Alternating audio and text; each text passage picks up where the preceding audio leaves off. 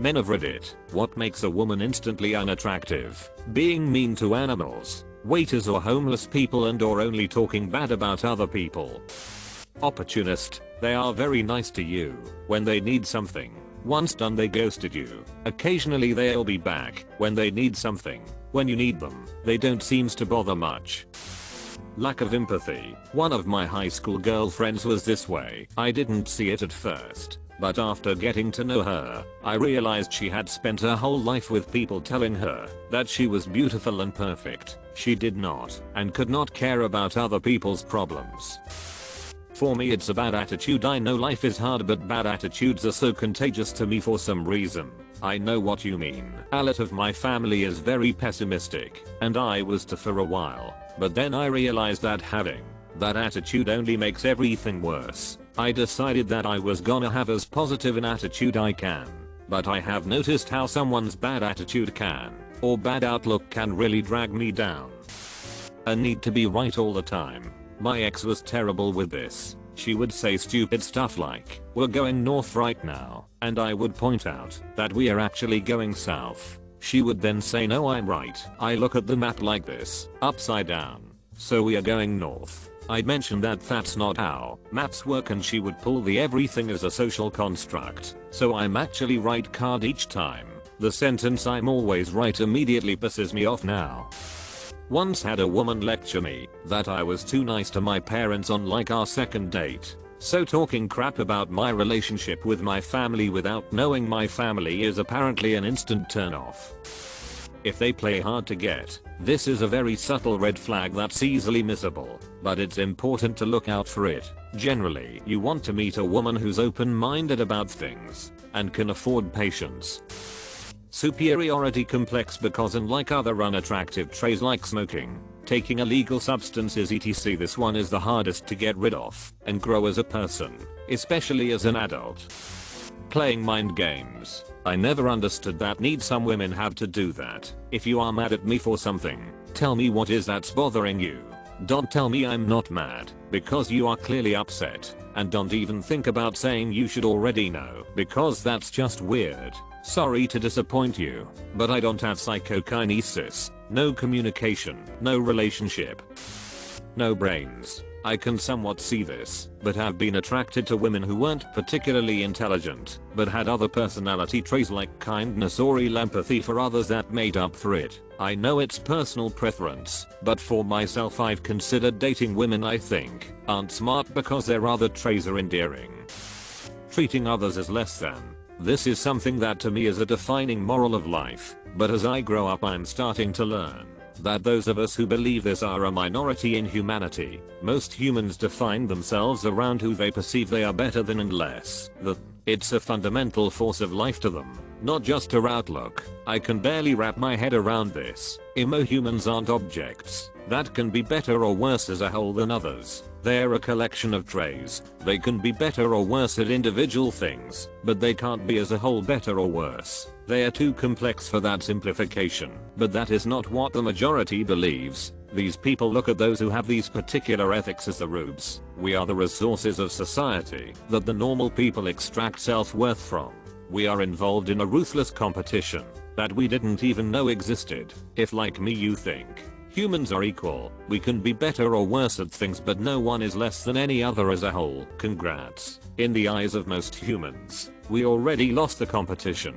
We are the freebie points. IDK what anyone is supposed to do with this information.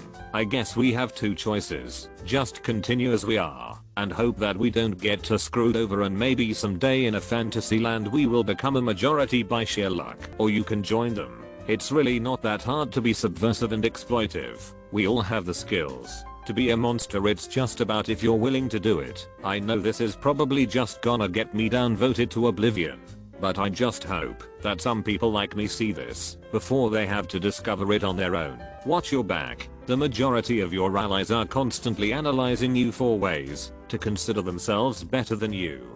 That is what it means to be human.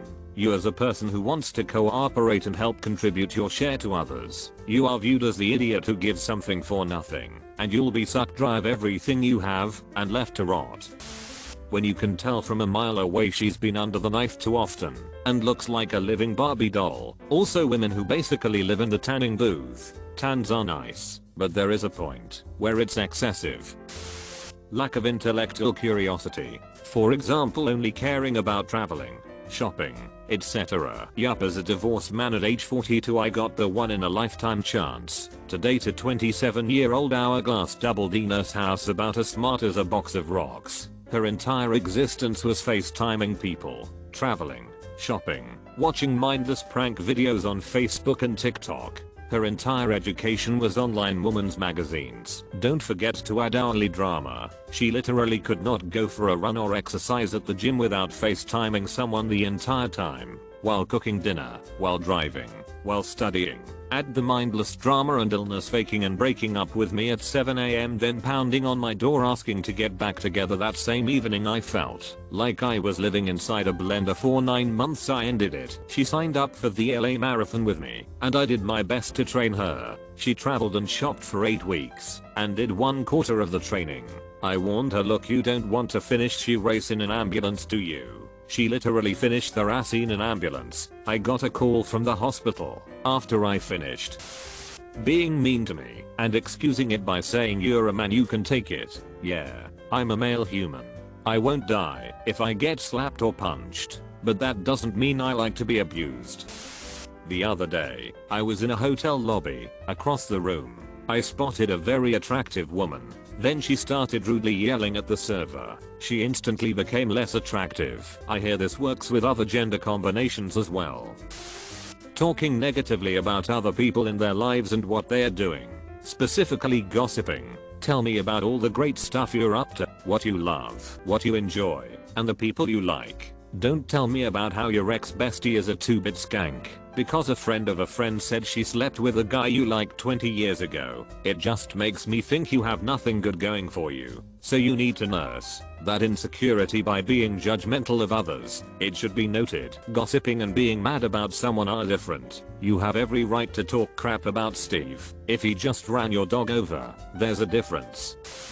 When they assume or expect you to do something for them, like pay the bill. If I ask a girl out, I do pay the bill, but I expect a simple thank you, or at least some recognition is required for me to ever want to do it again. Looks wise, I'll say long nails, because it signals to me that they think they are above having to do certain things. I'm talking like 2-3 inches, to the point where a person obviously can't type well, probably can't open jars, definitely doesn't carry things. Being a member of the Trump cult or just hardcore conservative, but those two are usually the same thing. I don't care how attractive a woman is. Being a member of that awful group is an immediate turn off. I doubt they'd be interested in me either, so it's a mutual feeling. And to be fair, I don't think I could get along with a hardcore liberal either, but I at least respect them more, and I don't find them disgusting, like I do the right. Dirty fingernails, says a lot about hygiene. Being abusive to any kind of animal, having no compassion towards anybody, and having no regards to anybody's feelings but her own. Constant back-talking about people, making fun of strangers, and only caring for your money. All men are trash. Instant boner killer. Don't want anything to do with her at that point. Shallow as it is, being overweight. Total deal breaker for me. Doesn't mean I think less of them as a person, but it means I'm not attracted. The day I realized my ex did not care about me anymore made her the most unattractive person I've ever been with. Spent months prior trying to hold on to something that was very obviously fading away, but that one phone call changed everything.